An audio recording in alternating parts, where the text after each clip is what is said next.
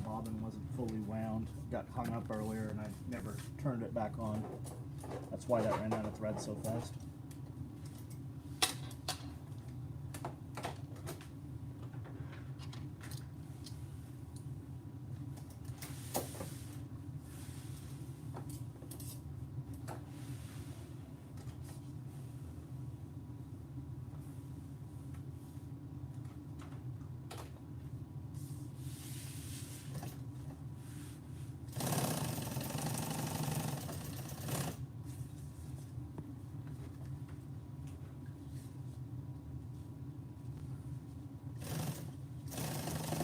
I would rob museums.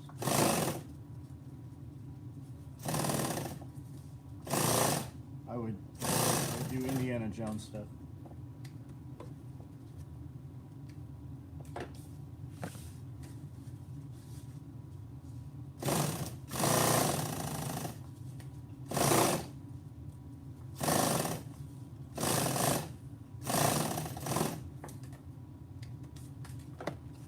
The more important question is, what am I going to do next year when society has collapsed?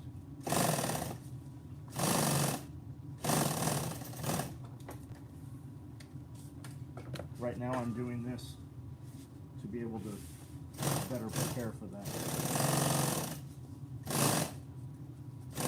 Provide and have a place for the people that are here doing this now.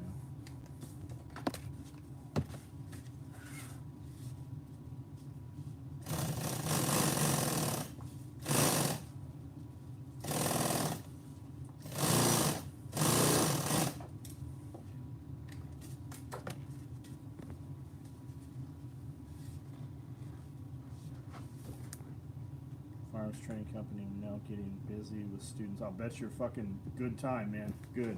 So many dipshits will tell you that this is a terrible time to start a business, but they're fucking always wrong. It's always the dudes who never started anything telling you not to. When things are good, they're like, keep doing what you're doing. When things are bad, they're like, this is a terrible time. Don't take fucking advice from anybody.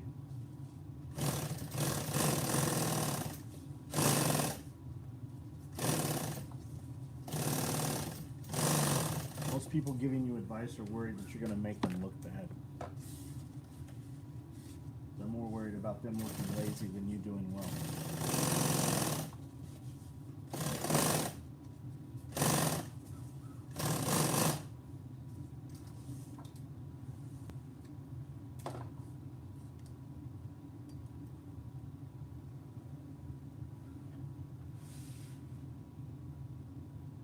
I can't find the hole.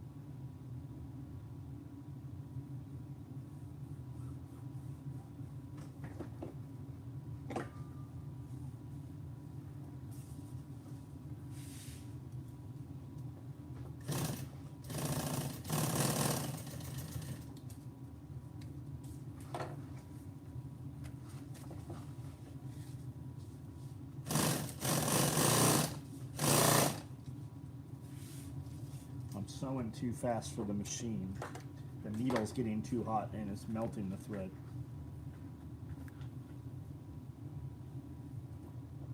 Combat Arms Training. Where are you located, man? And if I met you, you were probably here in town taking class, I would guess.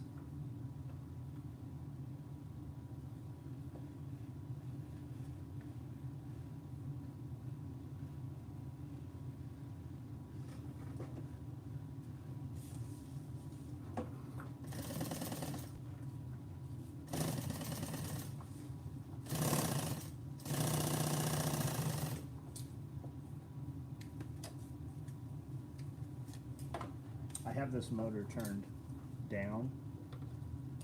I physically, the motor will go faster, the machine can't go any faster. If I sew faster, the machine can't keep up.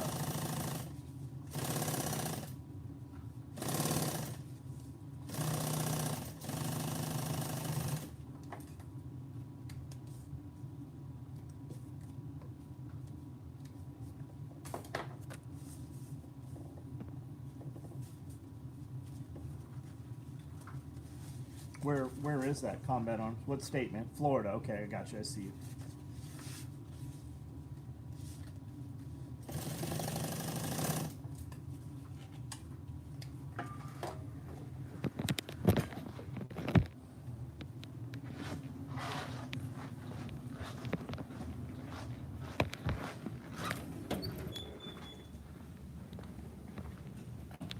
Let's talk for a minute. What's going on, guys? How are you? How was your week? Friday. I'm do a live feed at 9 o'clock on Facebook. I do every day, 9 o'clock on Facebook. Sometimes I'm late. Sometimes I miss it every now and then. We'll be out of town for the day or something. But this week went well. We got a lot of shit done. Everybody fucking pulled their weight. Crew is running exceptionally well right now. Everybody is just fucking even going beyond. I'm sure at the pace we're running that people are tired. Hopefully they will get some rest this weekend. We are running into Nashville at some point. We have some shopping to do, and we've got to take these bookcases over to our booth in our antique mall. And we have some stuff we're running in, just some shit to get out of here, really. Got the guys cut up, Cody and one of the dudes cut up a huge oak tree that had fallen on the property about a month ago. This current storm is I should knock on wood, is a non-starter right now. It's supposed to rip through here tonight, tomorrow, yesterday. We got some rain. I was outside cutting. I've got some big trees that have, when we first moved in, the bank was pretty sharp, steep. We added a bunch of wrap, big, huge rock, and a bunch of topsoil, catfish pond, and we basically made about 10 more feet of flat area, and then we seeded it with wheat and barley. And we did that, and then back seeded it with grass. We did that because that'll grow really fast and hold root, keep that dirt in place. Well, every year that wheat just grows back. So I was just out there. I've been using, I've got a ton of Husqvarna stuff, gas-powered stuff, like it. Went Husqvarna because we had it available, whereas we didn't have Stihl available. Otherwise, I'd probably be a Stihl guy. Stihl.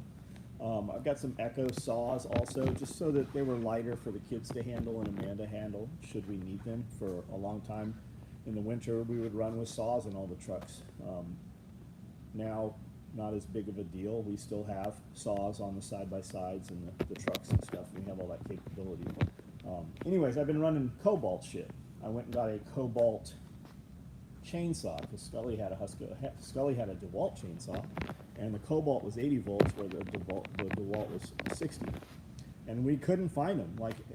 Lowe's and Home Depot around here have the whole entire DeWalt line, but they don't have those chainsaws for some reason. So I ended up getting a Cobalt, and I liked it. It doesn't have an auto sharpener like the DeWalt does, which I don't know why. But it was cool. I cut rail ties with it all the time, railroad ties. And because I had that battery, I got a hedge trimmer and a string trimmer and a lawnmower, and I've been pleased with them. And I bought the lawnmower because I plant clover in the shade, and I keep it growing just in case I ever need to cut it and bag it with a lawnmower to feed to the rabbits. So my thought was always I could supplement feed the rabbits if pellets ever got hard to get. So we seeded years ago, we seeded clover, and it just grows all year long in the shade on the backside of the pine trees. So that's why I got the battery powered stuff, and I've been pleased. Anyways, I don't even know why I went off on that tangent, but I was outside, and I've got two big fig trees. We planted them 3 years ago, and I didn't get any figs off of them. And then in the winter, they snapped down. The cold just fucking killed them. So I was literally out there. I drove over them with a lawnmower, and as I mowed over all the sticks, there's the standing dead wood, right? It's hollow. It smells real good. It has a real sweet smell. I noticed that they were sprouting, and every year they die off and snap. Right now, that tree is big and bushy and has big, huge, broad leaves on it, but it's got these big pieces in the middle that are just dead from last year. So I snapped all those out of there, took not the string trimmer, but the hedge trimmer, and cut all the wheat out of there and all the weeds growing around there, just so light could get in between them and you can walk between them, because the figs are on there about the size of your thumb now. We might, in another month, we might be able to pull a bunch of figs off of there if we don't get a cold snap before that. But I was just out there, and it wasn't raining at all. It just started getting drizzling, and by the time I was done, I have probably 30 blueberries out there, 2 figs, 2 goji berries, and then like 50 peach, nectarine, apple, and cherry trees up that driveway. So I just went through there. We always keep them heavy in wood mulch.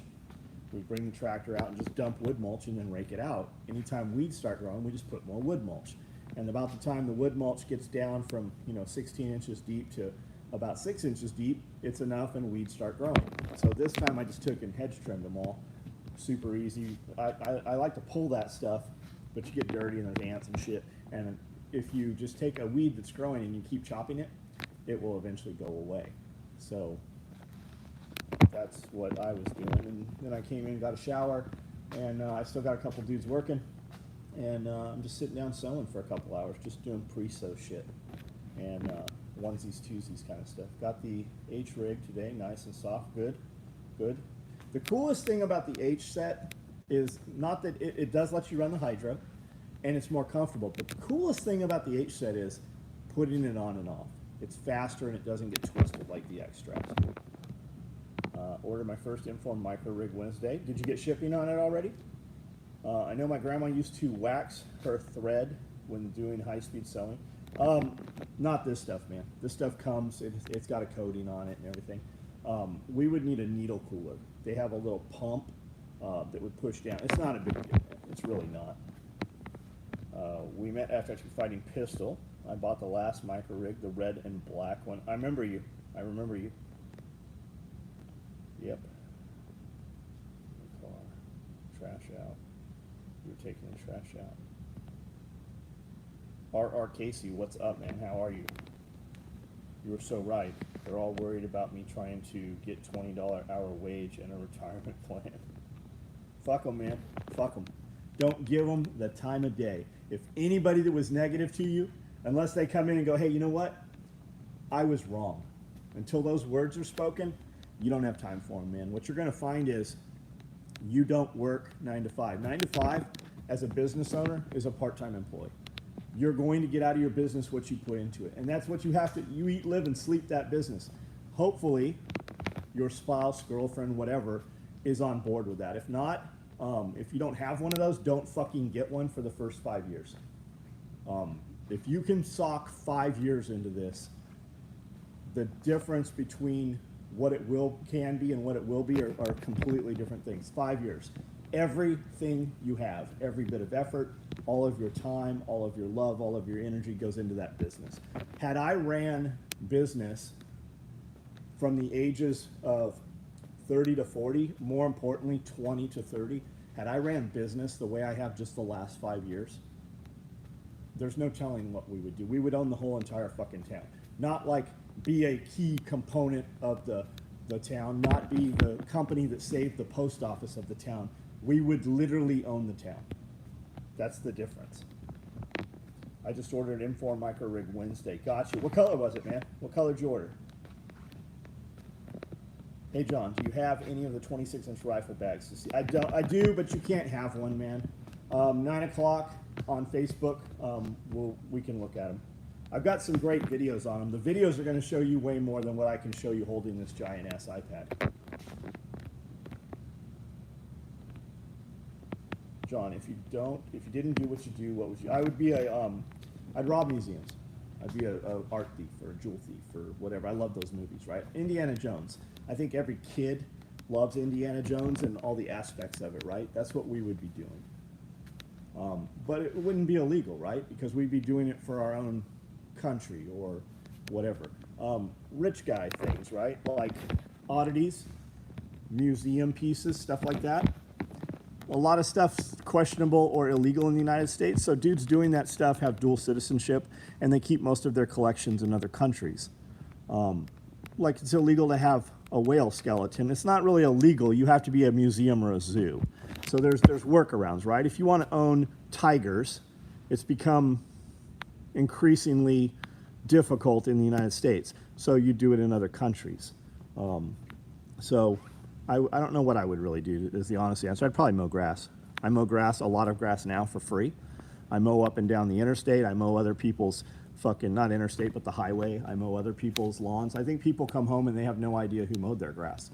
I just mow grass that needs mowed while I'm on my mower. I listen to podcasts while I'm doing it, and I just break my day up and do a lot of different things. William Arnold, what's up? That's why I work for the guy that I work for. He's nonstop 24/7, owns a business kind of man. Just sit back and watch and learn. I do my work. Wyatt Cranford, what kind of work do you do, man? And how can you turn that into yours? I'll get a whale skeleton, Eric. Without question, I'll get a whale skeleton. I'm about to buy a fiberglass killer whale replica that actually came from Marineland. I'm going to hang it from the rafters. I want a replica pterodactyl also. Some different cool shit. I really want a dinosaur skeleton. I will buy a resin cast one sooner than later, but I really want like a real one. Fort Benning, man, I hope you're well, buddy.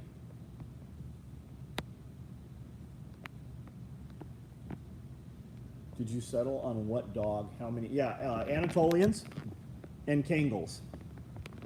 And some will tell you that all Kangals are Anatolians, but not all Anatolians are Kangals. But yes, there's a breeder that has some Kangals in Texas. I need to just finalize that and get somebody to transport the dogs. What do you think of Kyle? I don't know who Kyle is. Maybe I should, but I don't know who fucking Kyle is. Sending love from Fort Benning. Sending love from Fort Benning. What's up, man? I hope that you are able to stay at Fort Benning and not put out, not deployed in the middle of all this bullshit. Do you have a saddle for I would totally build a saddle for a dinosaur. I've never made a saddle, but I would totally make a saddle for the dinosaur. I'm going to make some saddlebags for this giraffe. We're going to take him to trade shows and put fucking a harness on his head, you know, and big old panels on the side, patch panels and shit. So when I bought this giraffe, when I bought my first giraffe, I went to an oddity show in Nashville, and I was going anyways. I specifically went to meet a man named Blake Cobble, and he owns Cobble Taxidermy. I should say his wife does. Beautiful little girl. He owns a fucking zoo, a private zoo that it used to be open to the public, but they've closed it down. Anyways, they get a lot of taxidermy auction stuff. And when I walked in the entrance of the show at the front, you could see this giraffe all the way in the back of the show. But there was a line, man, it was packed.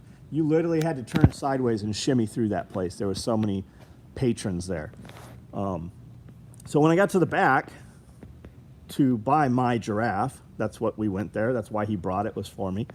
There was probably 50 people in line taking pictures with this damn thing. And it was fun. So we're going to take it to trade shows with us, if we ever have trade shows again. That was the intention. But I want another one for that side of the stairs. I really want a full-size giraffe so I can cut a hole in the ceiling and have his head up top and his body downstairs, and then put like a wire basket with, like, you know, hand grenades in his mouth or something. They have a really cool one, Natural History Museum in Paris. There's a 3-story atrium, mezzanine. Beautiful. And they have the giraffe suspended from the roof from like 5 or 6 big helium air balloons. Like he's holding a bouquet of, helium balloons, and he's just floating over the courtyard. It's very, very neat. The place I work for has a showroom for lighting, and we also do full-scale electrical contracting. But he's the one who has the contractor's license. Right on, man. Right on. So it's 2 businesses in one. Stupid question. Do you have any plans to make wrench rolls that are a bit longer, top to bottom, for longer than... You're the only person that's asked, James. You sent an email asking the same, didn't you? We've had this conversation, I believe. Or you got one and said it wasn't large enough. You actually got 2, didn't you? Aren't you that guy? Maybe. I don't have anybody but you asking for it. And right now, I probably owe 120 wrench rolls. They're batched up, and they'll be cut soon, or some have been cut, I'm sure. Since all the crazy shit happened, we kind of pulled every order for mag pouches, rifle slings, chest rigs, and just kind of focused on that. People are super concerned. People are scared. And there's a real chance that people might actually have to use that stuff. So that's really been the focus. We have put a lot of shooter gear into shooters' hands. I hope they don't ever have to use it, but they at least know that they never have to worry about that aspect of their preparations. We are building bags. We've built a lot of bags this week. We're building visor covers, some vehicle stuff. So tool rolls, tool roll ups, dual tool totes. Those will all be coming pretty soon, I think. Did I answer your question? I know I didn't give you a solid answer as to whether we will, but do I have you confused with somebody else, James?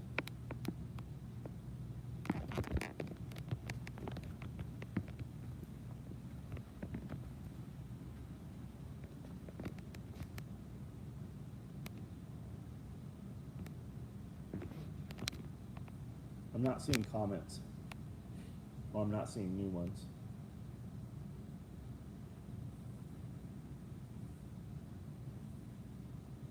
Just ordered Judd Miller. I have black visor covers. I think there's still a bunch on the sew floor. And we just cut multicam, and I think multicam black ones today got cut too. But the black ones are starting to come through.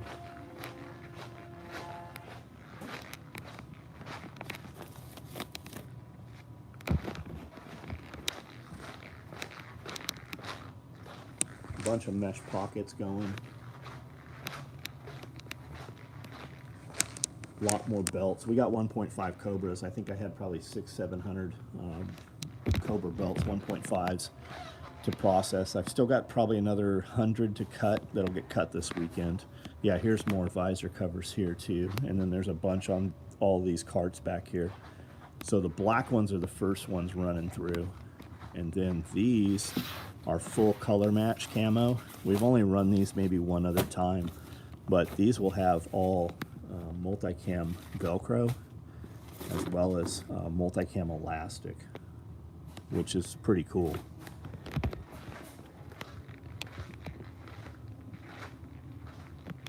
I hate using YouTube. There's a lot of benefits to using YouTube for live feed video, but it's more difficult. Like on Facebook, I can leave this iPad and just kind of talk to it and the comments just roll. But if I stop touching the screen on YouTube, I don't see the comments as they come through. And I don't know why it does that. I haven't found a way to make them just show the comments automatically on, and I don't know if it's just an iPad thing or if it's just YouTube. I don't know.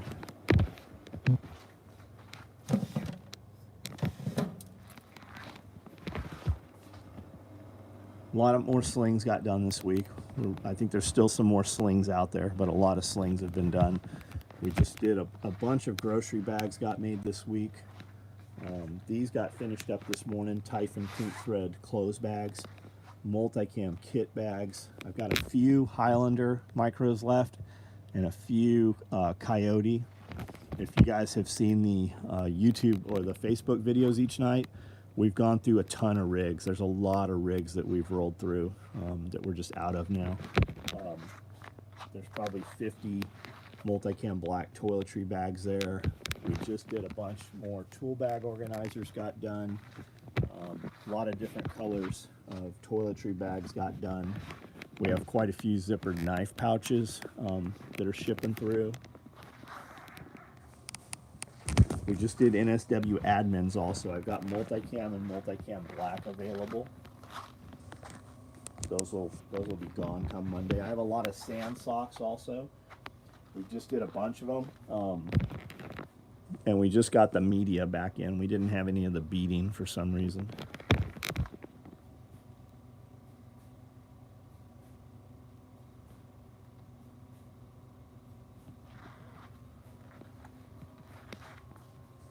Raid Fupa XLs. I don't know. No, I have Ghost though. I have a Ghost Fupa XL. I have a Raid Standard Fupa. I have Raid Danglers. Large tool bags, very few, man. We're out of all of them. I have some orange. I have a Typhon blue, and I have a Typhon orange thread one. If you go back a couple months, the whole rack up there, several of these shelves were full. And just a month or two ago, these were tool bags all the way across. Those are the only tool bags I have right now, too.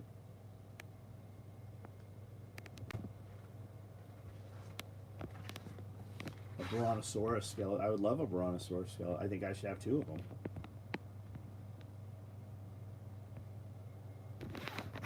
What time is it, guys? 8:33, I think. Okay. All right, guys. I gotta pee. I'm gonna get off of here. I'll be. We'll do Facebook at 9 o'clock. Join us. We can talk about whatever you guys want to talk about.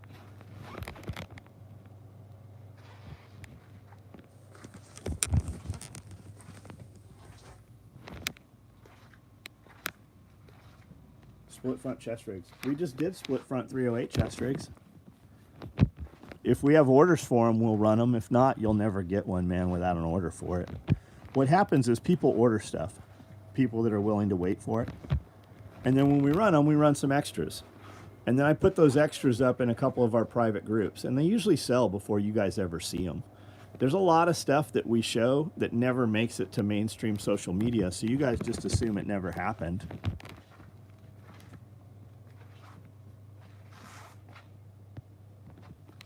All right, guys, out.